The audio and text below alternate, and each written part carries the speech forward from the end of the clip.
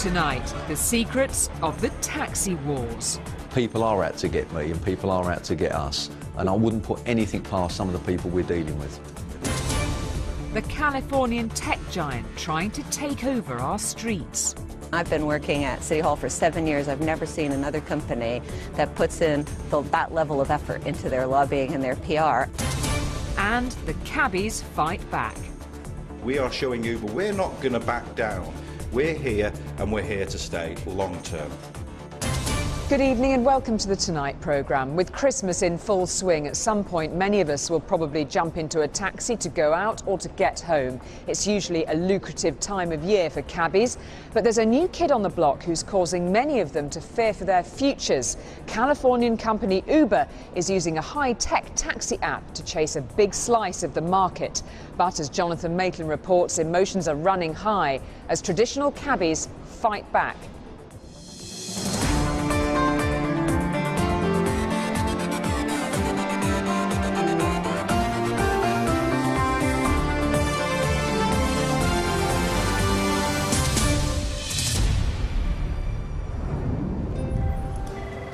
Good morning, Spottycar. Jackie speaking. How can I help you?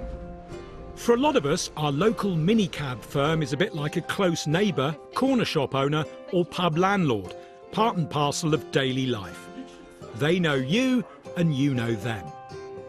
We have a lot of customers that have been with us a long time, some of us from way back over 20 years. I think people like the we know you, we trust you, we know that you're going to be on time, we know that your drivers have been with you a long time, so they feel secure. A lot of customers, we do school runs, so we'll either pick up the mum with their child, or sometimes we just take the children by themselves and they feel that they can trust us. And the iconic black cab is also part of the British tradition of getting from A to B. After all, who hasn't enjoyed the odd rant from a cabbie? I think Louis van Gaal's style of play is not the most exciting football to watch, let's put it that way. But there's a new kid on the block stirring the cabbie trade up, and it comes in the form of an app on your phone. Uber is its name, and judging by the slick interior of its London offices, it's clear the company is going places. And is it any wonder? With its HQ in California, a value of £33 billion, and investors which include Google, this firm is serious about taking over the taxi world. It already operates in 67 countries. And now it's in 17 towns and cities across Britain, trying to muscle in on a £5 billion taxi market. We want to provide transportation as reliable as running water pretty much everywhere for everyone. So we think that Uber can add value in almost every major city where there can be difficulties getting around. The firm is not without controversy. Around the world there have been protests about how Uber has been eating into people's livelihoods. And in London, things have turned nasty.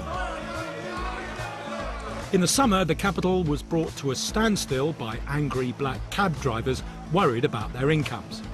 So what exactly is Uber?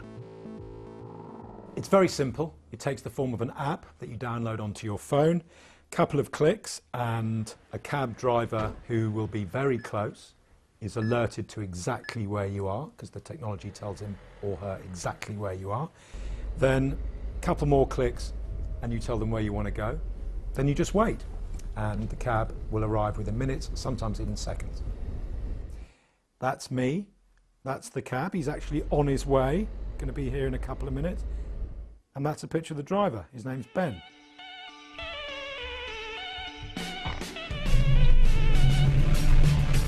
Do you like working for Uber? Yeah, I really do enjoy it. And I've been working since February, and ever since it's really helped me out. I mean, the flexibility is great. Everybody I meet is polite, everyone's friendly. And how many jobs a day do you do, roughly, on average? On average, I would say 10 to 15 jobs. And what's the average fare? Is it about a tenner? Yeah, I would say roughly about £10. Uber doesn't run on a taxi meter, but uses sat-nav technology to calculate the price of the journey. OK, that was very straightforward and very convenient because no cash was required. The app has my credit card details on it, so no money needed, all paid for. Also, if there's any dissatisfaction between the cabbie and myself, you can rate each other on the app, so it's all on the record. In the last 3 years, millions of people have downloaded the Uber app in the UK, the majority of them in London. So what do its users think of it?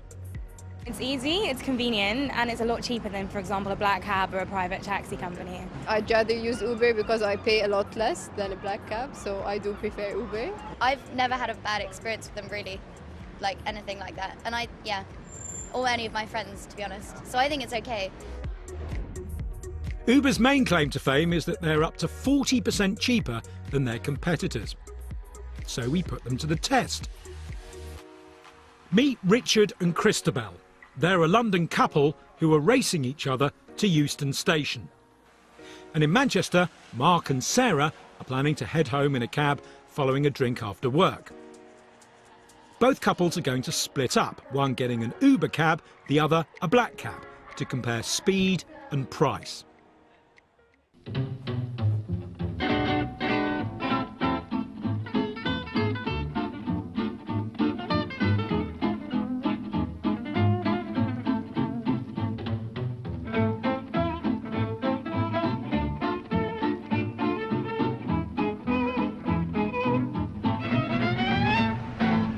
You took your time.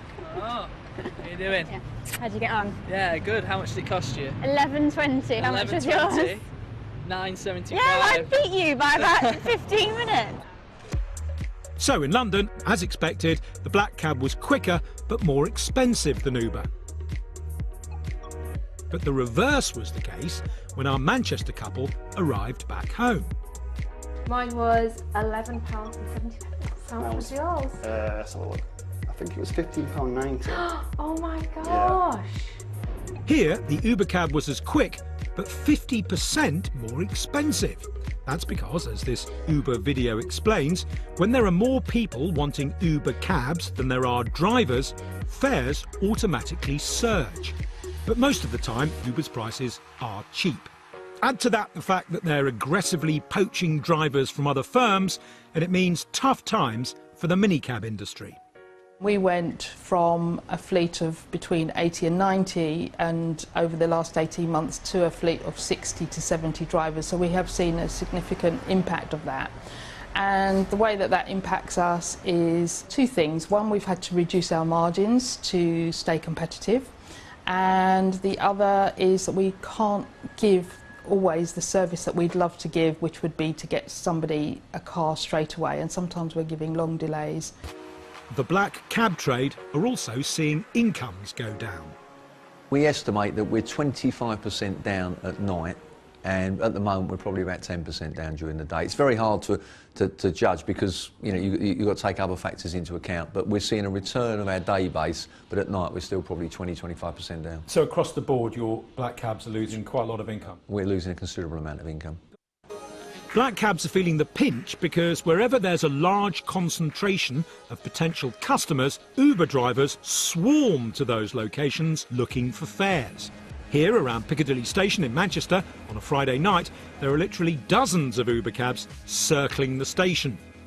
Well, I think the process of the way Uber works is that they just loiter around until a call comes. What that generally means is certainly from what we're seeing, is they're assuming that they're taxis, and they're not. I mean, look at them parked here on the left-hand side again. They're right behind a cab rank, and they're using it as if it's some sort of free way to do what they want and pick people up off the street. Because what they're doing is putting a virtual rank in the palm of your hand. We were told by Uber's opponents that in suburban streets around Heathrow Airport, we'd see ranks of Uber drivers waiting for fares. And they weren't wrong. A lot of these guys are Uber drivers, and this is why the industry, the black cab industry and minicabs, are upset. They're saying that these guys are effectively touting for business and poaching their trade. Apply for hire is permission to pick people up on the streets. Black cabs have that, minicabs don't. And that really is why Uber is a sort of third way down the middle, because by using technology and using the app, They can effectively act as if they are picking up people on the street without technically doing so. But established cabbies aren't rolling over. They're fighting back. In Manchester, minicab companies are getting together to try and work out how to beat Uber. In today's session, we will be discussing strategies to tackle the threat of Uber. Have you seen it in the press where people, obviously because it's all paperless and you upload things, people have uploaded fraudulent insurance documents and they've accepted them because there's no checking procedure and off they go. And that's the benefit of having an office as such. Yeah. We have people there to manage, to check. We know the drivers, we know what they look like. Yeah, speaking to them every day, collating the data. Whereas all that is, it really is open to fraud, really.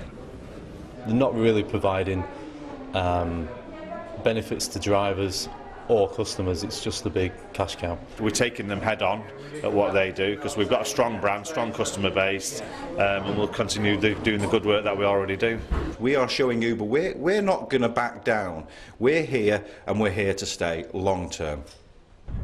But it's in London where the gloves are really coming off.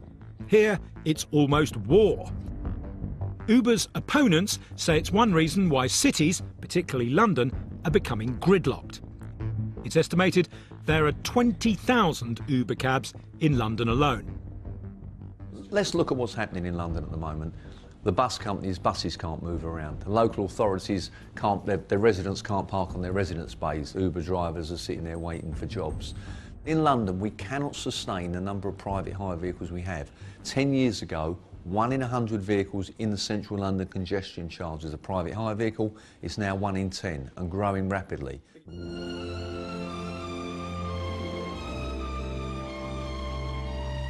To check if Uber really is having that effect, I was invited into a James Bond-style lair in the Transport for London HQ. Here, screens constantly monitor the flow of traffic in and around the capital.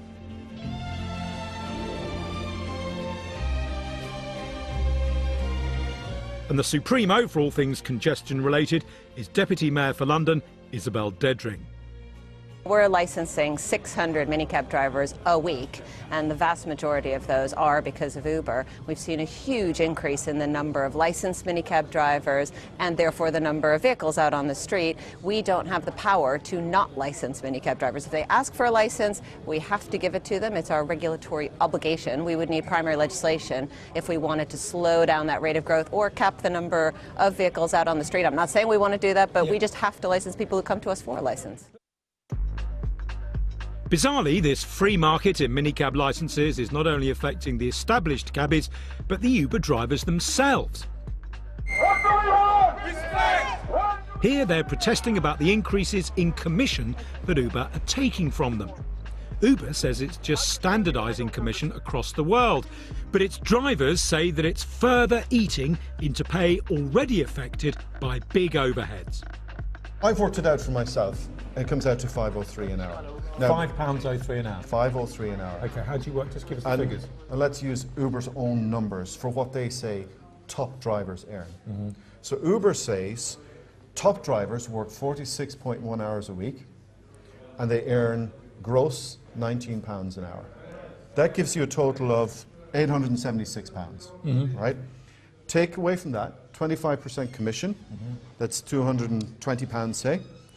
Now, let's take a typical Prius rental from an Uber marketplace supplier. He's going to charge you £270 a week. That's all in, insurance, everything on the road. Fuel, £100, £15 for a car wash, £10 for mobile phone costs. OK, so you're saying that after commission, renting the car, fuel, other stuff, you earn £5 an hour? I'm saying top drivers earn $5.68 an hour. That's the top driver. Not surprisingly, Uber dispute this. Full-time drivers working with Uber are telling us that they can take home £10 to £12 an hour, which on a completely flexible basis is pretty good. We're also always working on how we can help bring down costs for drivers. So offering deals on insurance or vehicle rental or financing to try and reduce the costs of running their business. One of the costs Uber drivers have to incur is expensive insurance to carry passengers. Uber's opponents claim that because of low pay, some drivers are choosing to be on the road without insurance. I don't want to be a passenger stepping into a vehicle that isn't insured for my safety. And I think there's huge concerns there. You have to have quite expensive insurance if you're driving a private hire operator, you're taking members of the public, and that should be a basic thing that every driver has, yet some of their drivers don't seem to have that. And that is a safety concern for passengers. Uber maintained they're totally safe, but in January they were prosecuted for allowing a car to drive without insurance. And in the summer, a newspaper managed to get approval to drive an Uber cab with a fake insurance document. But Uber say that case was an isolated incident and all their drivers hold full commercial insurance. The regulator, Transport for London, could have shut Uber down for this single offence, but they chose not to. It is a fact that they've got a fantastic lobbying machine. I've been working at City Hall for 7 years. I've never seen another company that puts in that level of effort into their lobbying and their PR, and that successfully as well. There's no doubt that that's the case. The head of Uber's PR is Rachel Whetstone, a family friend of Prime Minister David Cameron. And Uber's also just hired Alex Bellardinelli, who was special advisor to the former Labour Shadow Chancellor Ed Balls. It is quite clear Uber has connections right to the top of government in this country, and I don't think that's very good. I'm all for passengers to have choice. I'm not against that, but it's got to be properly regulated and you need to make sure drivers are safe. But in their war with Uber, the cabbies have their own weaponry. Social media and the ability to smear the Californian tech giant with videos and tweets. Here, for example, are photos and a video of a car that's turned over on a busy London street. Initially, the impression given by the person taking the video is that they're just a concerned member of the public. Oh, you all right? Yeah. But it's apparent pretty quickly that it's a bit of propaganda against Uber. Was you Uber? Yeah. Uber driver? Yeah. You're Uber driver? Yeah. Oh my good God. You insured properly? Yeah, of course. Of course, yeah.